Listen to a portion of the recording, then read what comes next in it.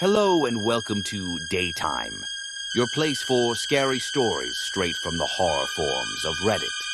Make sure to like and subscribe for more horror tales of things that go bumping the night. On tonight's episode, a horror movie writer in search of the box office hit decides to use a childhood experience for inspiration. When old monsters start to reappear, so are you in the mood to play?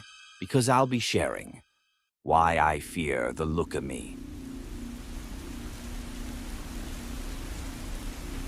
When I was 6 years old, I followed a red bird into the woods. I didn't think much about it, it just made a funny sound, and I wanted to look at it. So I wandered off. My mother had fallen asleep on her sunbed after toting about in the garden. She was usually very attentive. Once the bird flew away, I tried to turn back, only to realize I'd wandered off the trail, and I had no idea where I was. It was the first time I truly feared for my life. The forests of West Virginia can be so dense that they eat your screams. No one could hear me calling for help, and I couldn't hear my panicked mother looking for me. I ended up moving further and further into the forest. I went the wrong way. The sky slowly turned dark as the hours passed, and I found myself following a river. I was thirsty. It eventually got so dark that I couldn't see my own feet. At some point, I put my foot down wrong and twisted my ankle. It just broke. I couldn't straighten my leg out or put any weight on it. I just sat there by the river, completely devastated. I cried my eyes out, screaming for help, but no one came. It was just me and the dark. And the dark was ready to eat me alive. In the darkest hours of the night, as the fear had reached into the back of my heart, I just sat there, shivering. It was as if the panic had subsided into a sort of revelation. I imagined death waiting for me at the other side of the river. I knew it was there. I never saw it, but I painted a picture of it in my mind. I figured it had a really long arm with a single painted nail. If I looked at it or talked to it, that arm would grow longer, but it wanted me to look. It wanted me to know it was there. Look at me, It whispered. look at me, little boy. Sometime during the night, I passed out. They found me by the river just before sunrise, and although my leg healed, my mind didn't. And from that day forward, I've always had the sense that something lurks in the dark, just out of sight. Something that wants me to look, to find it, to reach me. Ever since, I've had an anxious relationship to the dark. Some would call it nyctophobia, a sort of fear of the unseen. I've always held that gnawing feeling of something waiting on the other side of the river, just out of reach. But one misstep, and it would get me. Even as an adult, I still get that sense of dread, an all-encompassing panic. The sense that you're not getting enough oxygen, despite hyperventilating. Blood rushing to your head so fast it starts ringing in your ears. And then, and there, in my most vulnerable moments, I can still hear it. Look at me, little boy. Look at me. Over the years, I've been to various therapists, I've had treatments, and honestly, just being open about my fears has helped tremendously. I've faced my fears time and time again and channeled them into creative outlets. That's how I eventually became a screenwriter. I worked my fingers to the bone, sometimes out of ambition, but most often just to distract myself from that all-consuming darkness that sneaks up on me late at night. I moved to the West Coast in 2011. An internship led me to a position as an uncredited assistant screenwriter on a popular sitcom. I can't name any names, but I'm sure there were quite a few nerds enjoying our 4th season. I got my first job at a movie set in 2016. I mostly worked on last-minute edits and consultation, but it was the first time I saw my name on the silver screen. I'm sure some of you horror fans out there enjoyed it. And to those of you who've gained a lifelong fear of dolls, I'm sorry. I worked several stray projects until 2018, when I met a very influential man. Let's call him Patrick, or Pat for short. Pat and I met at the wrap-up party of another project, and we got a bit too drunk. We started talking about horror movies, and the two of us ended up talking about our fears and anxieties. It was a drinking red wine from the bottle at 3 a.m. kind of talk. I ended up mentioning my trauma. It sort of just slipped out. I mentioned my sprained leg and sitting there at the bank of the river. I mentioned a presence in the dark. The long arm, growing longer the more I tried to see it. What's it called? Pat asked, flabbergasted. And in that moment, I realized I'd just pitched my first screenplay. Pat fast-tracked the whole thing. He was aching for producer's credit, and he genuinely loved the imagery of the look of me. A creature lurking in the dark, with an arm growing taller the more you paid attention to it. He thought it was absolutely chilling, and he kept hyping me up about it several times a week. I had a rough draft ready in 2 weeks. I tried to channel my childhood fears into a cohesive story, but instead of a kid stuck by the river, it was more of a classic horror setup. A group of young adults who got lost in the forests of West Virginia, being relentlessly hunted by this primal force. That first draft was rough, but I got a good outline. I worked with 2 other writers for the second draft. Kellen, who mostly worked crime drama, and Morgan. She was a comedy writer who wanted to break into a new genre. There was a lot of late-night rewrites. Morgan was also an amazing concept artist, which brought every piece of our story to life. I remember one night as we worked on the second draft, Kellen was rambling on and on about what the look of me represented. It's too simple. He sighed. It can't just be death. We're not making a Jason Voorhees. It's something new. It means something. I think it's trauma. Said Morgan. Like how it gets worse the more you poke at it. The more you look at it. It's painful. What the hell kind of message is that? Kellen scoffed. Are we telling people not to confront their fears? No, we're telling them to not get goaded into it.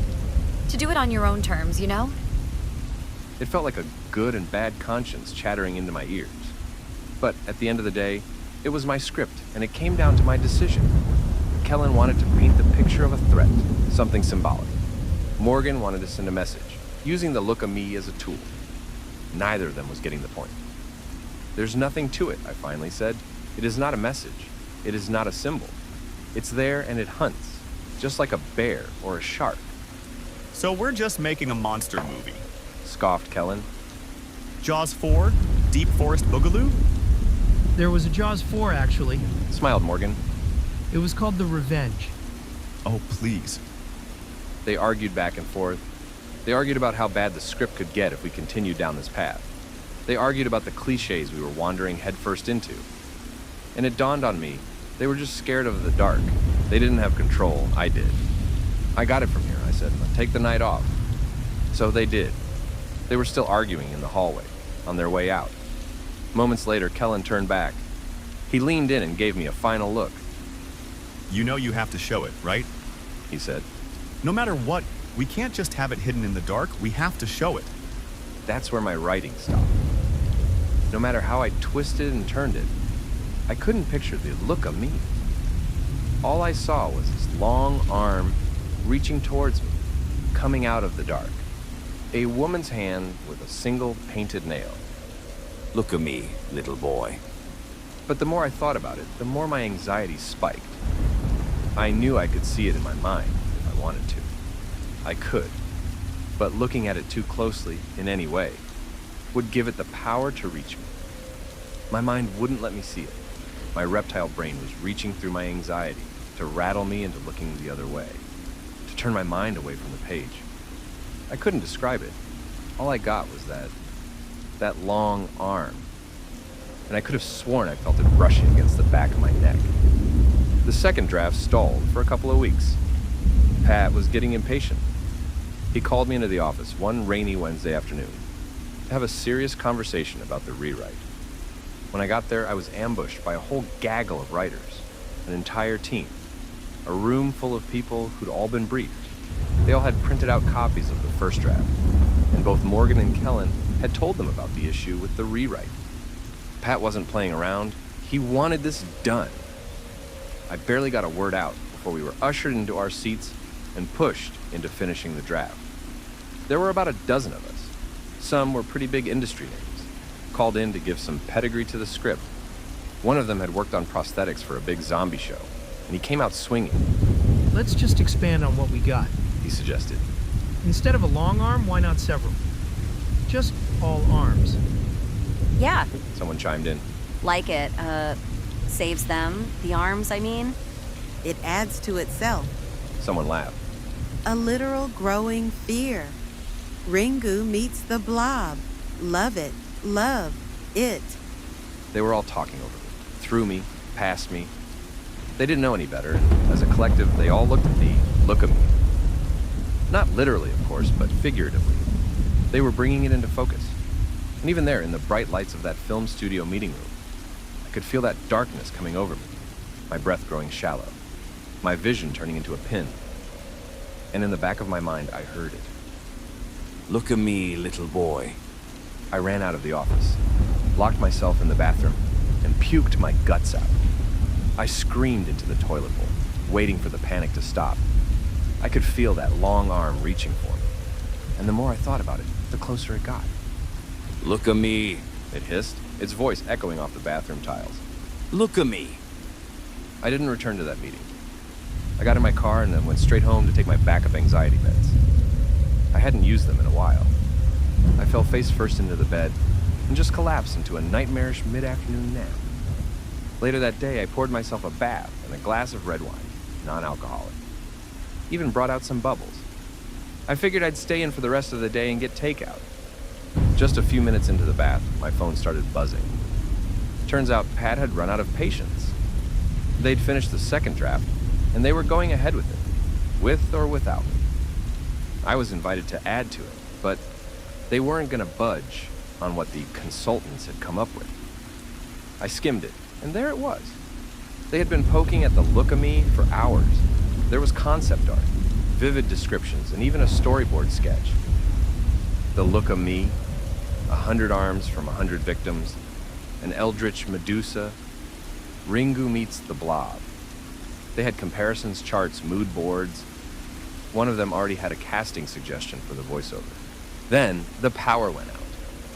With a snap from the ceiling light, I was enveloped in complete darkness. In a heartbeat, I went from a screenwriter back to a little boy, lost and alone in the dark. I imagined myself submerged in that forest river. I scrambled to get out. I kept slipping as I felt the bathtub give way for river stones. I could feel them. I could smell the algae. Look at me, little boy. The darkness hissed.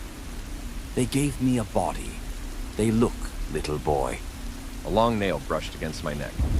You made them look at me, and now I can reach much, much further. A warmth against my cheek as something leaned in. Sticky lips parting, like slowly pulling off a band-aid. It was right there, in the dark. Thank you. As the lights came back on, I felt my heart skip a beat. Every square inch, every bathroom tile, every towel and shampoo bottle. It was all covered in handprints.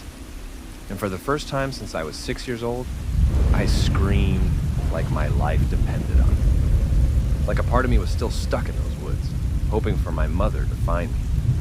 Over the next few days, my fear of the dark kicked into overdrive. Every time I stepped out of the light, I heard it. Little remarks, snickers, and laughter.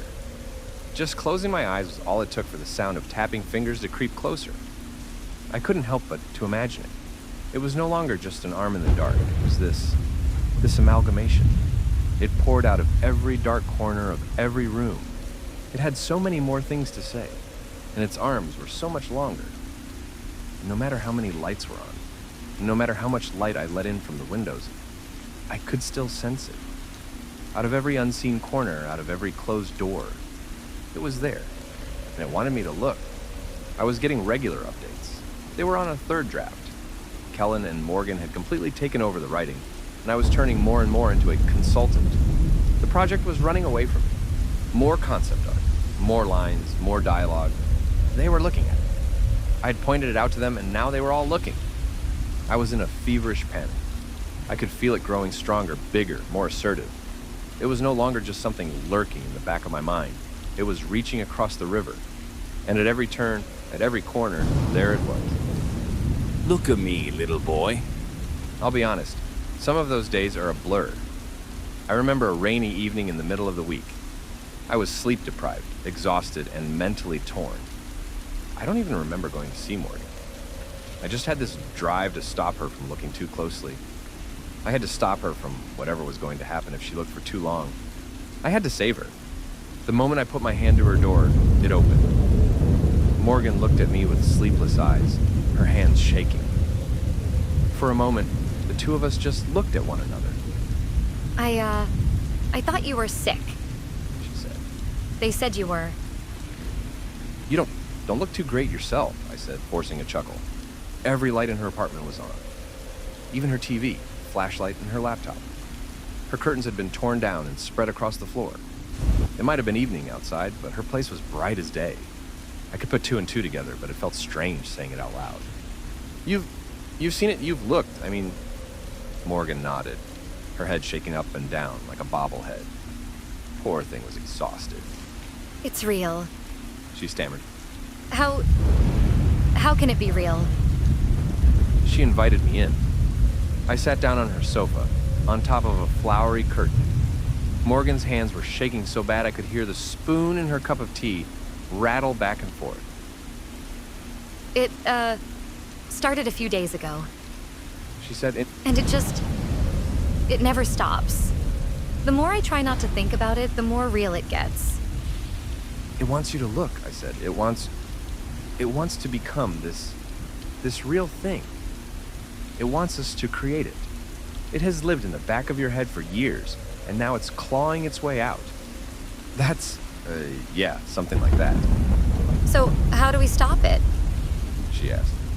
What, do we kill you? She sat down next to me, holding her cup tight with both her hands. I don't think so. It's already out there. But we can't unlook at it. It's done. It's happening. And the thought hit me. What the hell would happen once an audience of thousands, or tens of thousands, or hundreds of thousands watched it? How long would it grow just from test screening? How far across the river could the look of me get? If everyone was eager to watch it, a cold chill went up my spine. Maybe this was the plan. Maybe this was what it wanted. Maybe it pushed me towards writing to begin with. Maybe it lived in me, putting me on a path to birth it onto the world stage. I felt sick. I can't let this happen, I said. If we shoot anything, a promo, a trailer, anything, if we do the goddamn casting, or there's a leak, or... Oh my God. Morgan covered her mouth, her eyes going wild. Do you think... I just nodded. We were thinking the same thing. This mind creature, if brought to the public, would be unstoppable. We got our coats and got out of the apartment. We had to see Pat. Maybe he was experiencing something similar. Morgan fumbled for her keys and almost stumbled over her own feet. I could hear her swearing with frustration. The moment we got out of her apartment, it was as if time stood still. Morgan was right behind me, but something happened. There was this strange ammonia smell in the air. I slowly turned around, holding my breath. I hadn't thought about it, but the hallway light outside her apartment was broken. And for a moment, we were standing in darkness. One by one, the lights in her apartment went out, twinkling on and off like dying stars. A pair of pale fingers dug through her hair. A single painted fingernail poked out behind her ear. So many fingers. Morgan gasped. We looked at one another breathlessly. It could reach all the way across. It could reach across the river. In a heartbeat, the door slammed shut. There was a visceral tearing and the sound of something rolling across the floor. And outside, the lights were starting to die. Look at me, little boy. The dark said, Look at me. Long, pale arms crawled out of every corner, reaching for me. It wasn't even dark yet. It didn't care. It laughed. I refused to get trapped in the elevator, so I ran down the stairs, feeling the sole of my boots trample curious fingers with every corner I rounded. I could feel them nipping at my clothes, grasping for my neck. I burst through the exit to the street level, knocking over a middle-aged couple as I scrambled towards my car. I didn't even hear their insults. All I heard was my heartbeat, and that little voice growing louder every time I left the safety of the streetlights. I drove past red lights, broke every speed limit, and went down the wrong end of a one-way street. I was in a frenzy and ended up frantically knocking on Pat's front door. I tried to compose myself, but there was no use. My eyes were wild, and I couldn't stop my legs from shaking. My lips quivered like I was hypothermic. Pat was having a small party, just like the one I'd first met him at. He was about to invite me in, but he stopped himself. Clearly, I wasn't well. We gotta stop this, Pat, I said. We gotta stop production. What are you talking about? He smiled. There's no reason to... No, you're not hearing me. This is not a debate. I'm sorry, but I'm not gonna let you talk to me like... I heard it. That snickering, pleading little voice, asking me to turn around, to look into the dark of the night. Look at me. I snapped. I shoved the door open and forced my way inside. I picked up a small wine glass from a nearby table, stomped into the living room, and tapped it with my phone for attention. It could be 1,000 times worse. 10,000? 100,000. No, I barely even noticed the glass breaking, and everyone's staring. At least 36 industry professionals. People I'd looked up to my entire professional career. Hell, one of them was an A-lister. Hi, I stammered. We're canceling all production of the Look of Me. There was a murmur in the crowd, little smirks and pitying smiles. It's happening, I said. It's done. It's gone. You don't know what you're talking about. Groaned Pat. I'm calling the police. Do whatever you want, but if I see a single goddamn still from that production, I'm burning the goddamn studio to the ground. You gotta be... I grabbed Pat by the collar and pushed him up against the wall, rattling his wine glasses. I'm burning the goddamn studio to the ground. Career suicide. Complete, absolute career suicide. I collapsed back into my car, still holding the broken wine glass. I turned on the dome light to drown out the darkness, but it didn't work. I flicked it a couple times, but nothing happened. A pale hand pushed down on my door lock. Click. Time to look at me, little boy. A voice whispered from the back seat as a cold hand stroked my cheek. Time to look. I thought back on that night from so many years ago. That absolute terror. That certainty of death. And just like then, there was this moment where fear gave way to revelation. Of course. You can't kill me, he said. I'm the only one who really looked. I'm the only one giving you this reach. Cold fingers curled around my neck. That's it, isn't it? It's because of me. Otherwise, you would have killed me. You would have stopped me from going in. There was no response, just a tightening grip. Long nails brushing my hair, grabbing at it. Without me and without that show, there's no one to look. All the drawings will be tossed. The script forgotten. It'll just be you and me, and if I'm gone, there's just you. And you're nothing. You are literally nothing. You never were anything but nothing. And I turned around to look at the look of me, and all I saw was a pale white hand retreating into the dark. Now, it's been a while. I'm no longer under a studio NDA, but I'm not taking any chances. No charges were pressed, no production came to pass. It was easier to just shut it down and move on. You might have heard about Morgan. The details were graphic, and no, of course that's not her real name. They said she had some kind of episode, and the results were tragic. How you can do something like she did to her own head during an episode they conveniently left out. But I know, I'll always know. Some things out there defy our explanations, our rationale. Some things aren't a message or a monster or a theme. It just is. It exists because we make it exist, and it wants to be seen. To me, I don't know where the look of me came from. Maybe it came from me. Maybe it is me.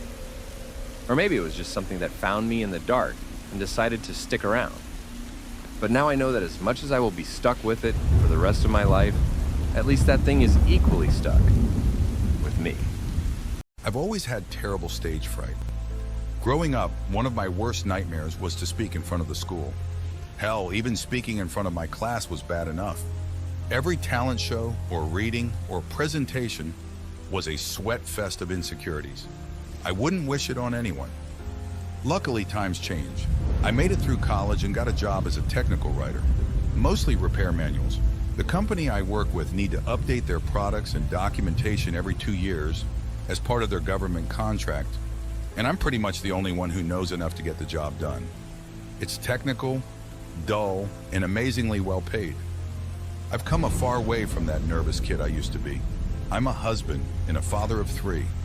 I drive a station wagon, I put up my own wood paneling in the kitchen, I go fly fishing in the summers, and I got a weekly date night that I wouldn't miss for the world. Some time ago, I noticed my second child, I'll call him Kevin for privacy reasons, having trouble with stage fright as well. Kevin was in middle school, and they were having a class about classic American lyricism. They could choose to either do a written exam on a novel from a selected list, or do a reading of a poem. But Kevin had just overcome a nasty bout of strep throat and didn't have a lot of time. He had to settle for the poem reading. He was devastated. He had trouble eating and sleeping. Being a middle child, I think he sometimes felt a bit left out. So I wanted to go out of my way to give him a bit of extra attention on this. I promised I'd get him something to read that no one else would, and that I'd help him practice. Kevin wasn't convinced, but hopeful. That was good enough for me. I asked around, and most people I talked to claimed there were rumors of a few first editions stashed away in the old library. It had been closed off for decades, and it showed, but it hadn't been cleared out. I figured if I could find something valuable or cool for him to read, Kevin would get that extra push. Maybe some obscure work by Poe or something. I had a high school friend who worked with property management for the town, Jonah. He's basically the guy who holds the keys to those abandoned places that no one really needs anymore. The town of Tomskog, MN, has a staggering amount of buildings like that. Hell, they still had keys for the church. That thing is literally on the bottom of a lake. I called Jonah up, and he was eager to help. I don't think he gets out a lot. Jonah and I went to the Tomskog Public Library one late afternoon after work. The place had been locked and barred for years. There was a defaced sign out front that once said that it had been closed for reconstruction. Most of it had either been crossed out or filled in with obscenities. We made our way inside.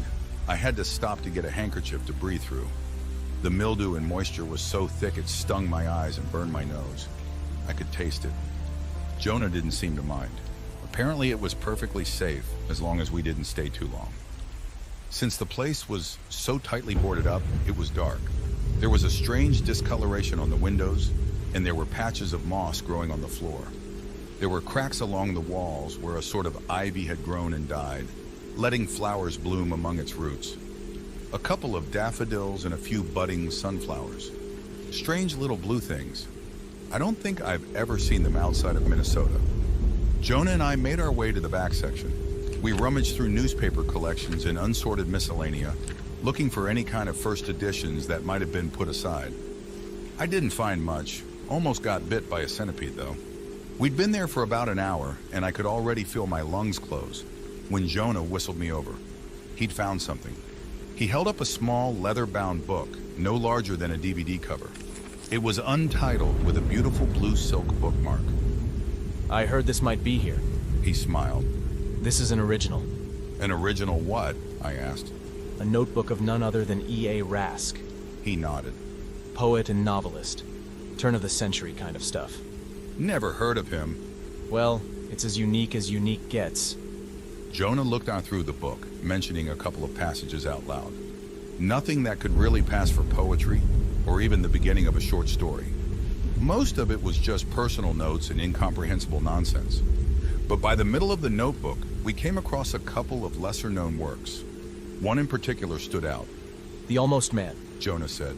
Listen to this. And he recited it. I wish he hadn't, but he did.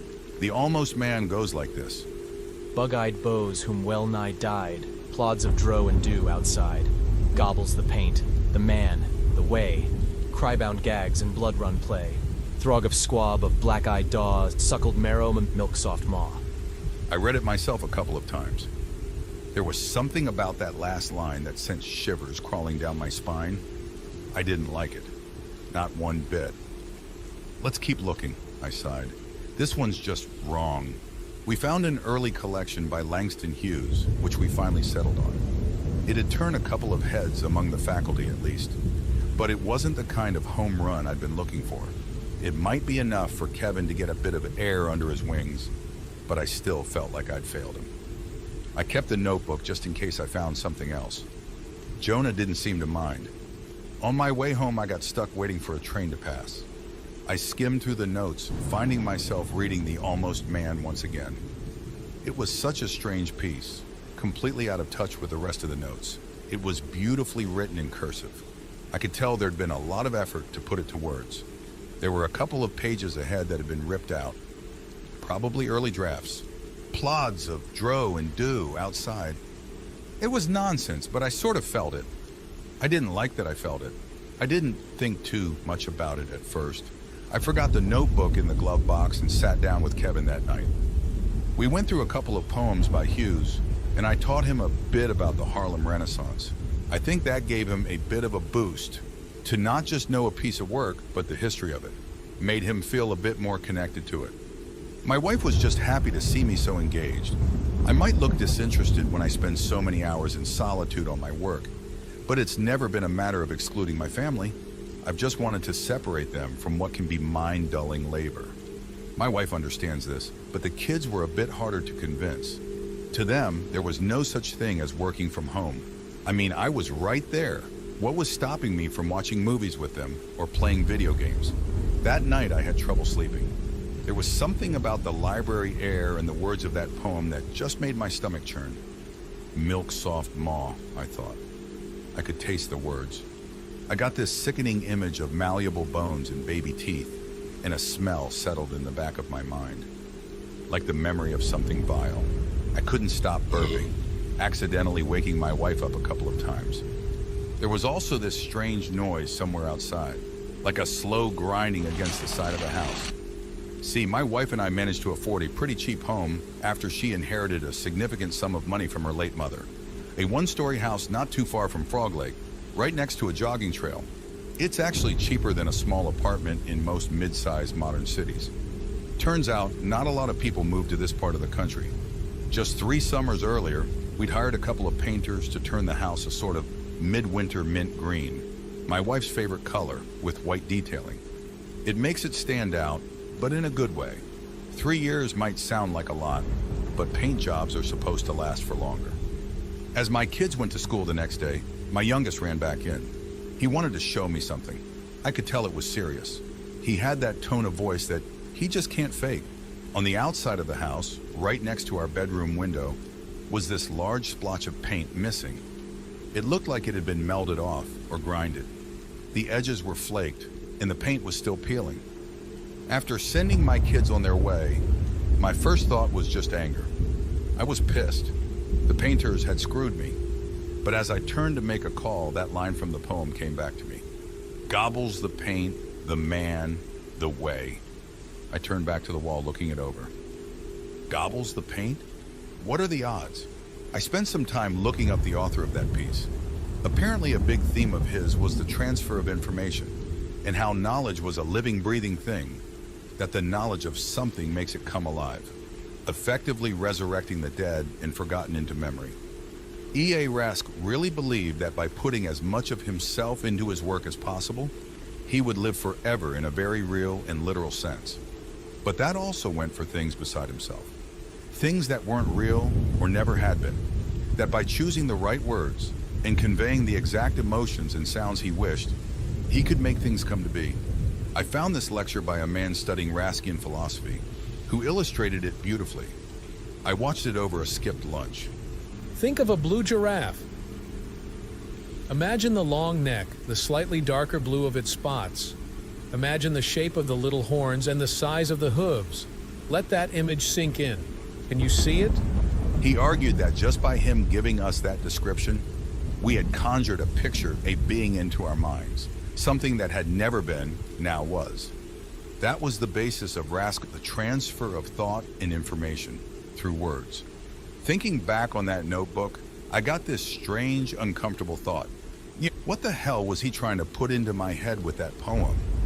What image did he want me to see? Over the next couple of days, I felt a sense of unease, like I could feel the presence of something.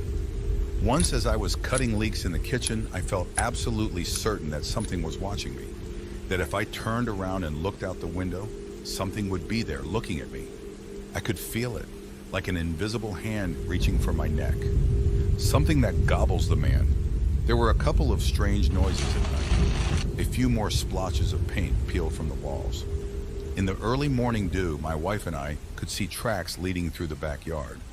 Some kind of animal, or possibly a person dragging their feet. It was a Friday morning when I decided to just get rid of the damn book. I couldn't sleep, so I got up before sunrise. I forced myself to the car, opened the glove box, and read through the entire journal.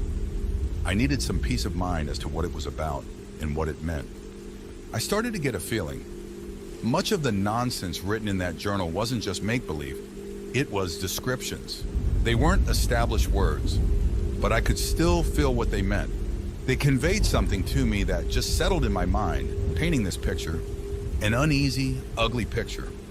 My wife called out, and I snapped out of a sort of half-conscious stupor. She was standing on the porch in her bathrobe, baggy-eyed, tussle-haired, and gorgeous. I threw the book back in the glove compartment and went inside to have breakfast. We decided to make it a bit of a special morning. We let the kids sleep in. My wife had a few hours of flex work. She could postpone a bit and drive them instead of having them take the bus. We had pancakes and hash browns, watched some morning cartoons, and finished off the last orange juice. As they all went on their merry way, all thoughts about that cursed notebook vanished. As I settled down to review some schematics, I heard something. It was that grinding noise again. I figured it was the paint peeling.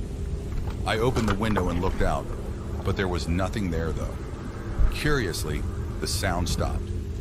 Sitting back down, it resumed. This time, I was quicker. I looked out. Still, nothing. But as I leaned my head back in, another line got caught in my throat. Crybound gags and blood run play. Play? Was this play? Folding up one of my backup schematics, I waited by the open window for the sound to resume. Once it did, I folded the paper into a plane and tossed it. It sailed through the air, making a sharp turn downward. I got up, looked out, and nothing. It was gone. I questioned myself. Maybe it had passed into a strange angle. The noise stopped, leaving me to wonder what it had been in the first place. What even was an almost man? I couldn't picture it. Except, in a way, I could. I just didn't want to. I really didn't want to. As I got back to work, there was a tap against the window. Just a single tap. Looking up and out, I could see a paper plane on the ground. Someone had thrown it back. I was flip-flopping between violent paranoia and trying my best to ignore it. It was crazy. There was nothing out there. And yet that paper plane was as real gets. Then again, it was only a plane. Then again, there was a noise. About an hour before lunch, I decided to go for a walk. I left a note by my keyboard in case my wife got back, wondering where I was. And still, I couldn't ease that feeling in the back of my mind. I decided to use my permit to carry and brought my handgun along. After all, there are other things out there than mine ghosts. I checked the side of the house from afar. Just as I feared, there was a big splotch of missing paint just underneath my window. It really was a botched job. Or maybe it wasn't. I took to the jogging trail, following it further north to the more sparsely populated section of town. There was a mild fog in the air, cold moisture drifting in from the lake. Little droplets formed on my arms. The steel of the gun felt like ice. I didn't even notice that I'd been holding it this whole time. I stopped myself from going too far. Following the trail all the way around could easily take over an hour. So I turned around after about 15 minutes. I hadn't seen a single living soul in all that time. I was making a fool of myself, and as I turned around, I stopped. There was a paper plane in the middle of the trail. I picked it up, looking around. I clutched my handgun, searching the tree line. Throg of squab, I muttered. A black-eyed daw. I looked to the side, thinking I saw something glistening. On closer inspection, it turned out to be a couple of darkened leaves playing tricks on my mind. Figuring I'd been close to putting a bullet into an innocent berry bush, I relaxed my shoulders. But only for a moment. It sounded like a pained moan. Somewhere halfway between a yawn and a drawn-out grunt. A rumbling gargle. I swayed around only to be knocked flat to the ground. My eyes blacked out as all air was knocked out of my lungs. I landed flat on my back, looking up at the gray, clouded sky. Something large moved past me and into the woods behind me. I could hear saplings crackle and break. I rolled onto my stomach, aiming my handgun into the forest. I could see something moving up ahead. I spotted a pair of antlers along with two frightened eyes. It looked my way, only to immediately set off in the other direction. Something had spooked it, and with that dawning realization, something in me screamed that I wasn't alone. That if I were to turn around, there'd be something there. Just like I'd felt in the kitchen, or in my study, or in the bedroom. It was there. It was real. As I spun around, handgun drawn, my world went dark with a wet whack across my temple. I must have been out for at least an hour, but to me, it was like blinking. I opened my eyes, looking into a mirror. A dusty old thing stuffed away into some old shed. I was sitting on a milk crate, barely held together by rusty nails and long-forgotten care. There were two hands on my shoulder, one with 3 massive toe-like fingers and one with 4. They had no nails. I realized something was suckling on my scalp. A massive mouth with soft, baby-like teeth, bending every which way against the skin of my head. And again, that inhuman groan. That low, droning noise. The same noise I now realized I'd been hearing, pressed against the side of my home.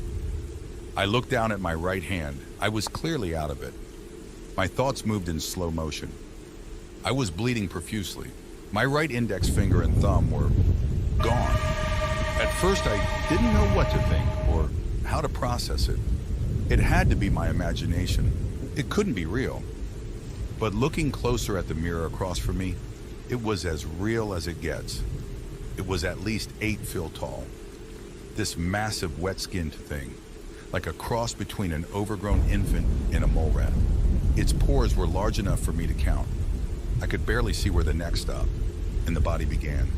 And there in the middle of what could be considered a face were 2 round, black, button-like eyes. It met my gaze through the mirror and snorted, a move that made one of its teeth come loose. It didn't seem to care, but was eager to lap up my blood. I noticed the specks of midwinter mint green paint at the edge of its mouth. I made the laziest, slowest attempt to move. It gently pulled me back, like a puppy pulling on a rope toy. My gaze flickered back and forth. "Stop," I wheezed. "You shouldn't." It groaned again, squeezing my shoulder until something popped. I cried out, and the thing snorted again. It was funny. To it, I sounded funny. Blood run play. With every attempt to squirm my way out, it pulled me in tighter. It was getting annoyed. I tried sudden jerks, slow creeps, and everything in between. But for the better part of an hour, it just held me there. At one point, it just started to bite off hair, like a cow munching on fresh grass. Huge swaths of hair torn out and swallowed. I managed to get my shoulder loose, but before I could take a step, it pulled me back. It pulled me back so hard I fell off the milk crate, rolling back into a box of tools and a half-cracked rake. Fumbling around with my healthy hand, I felt a handle. As it reached for me again, I held on tight and swung. Turns out I'd grabbed the handle of a trowel. While still rusted, I managed to swing it hard enough to open a nasty cut along the creature's triceps. It reeled back, crushing the milk crate. It lunged at me. It came down with its full body weight, but I got out of the way just in time to see it pulverize a rotten shelf. Termite dust and old wood puffed into the air as I tumbled away on the floor, finally finding the familiar handle of my handgun. I tried to grab it with my right hand, but this massive jolt of pain shot all the way from my hand to my neck. I didn't have a trigger finger anymore. I wielded it in my left hand, swung around, and aimed down the barrel. A crooked half smile with teeth no larger than a corn kernel. An amused huff. I blinked the sweat out of my eyes, and it was gone. I just looked around, firing a couple of bullets into nothing, punching holes in the decayed wood and rusted metal.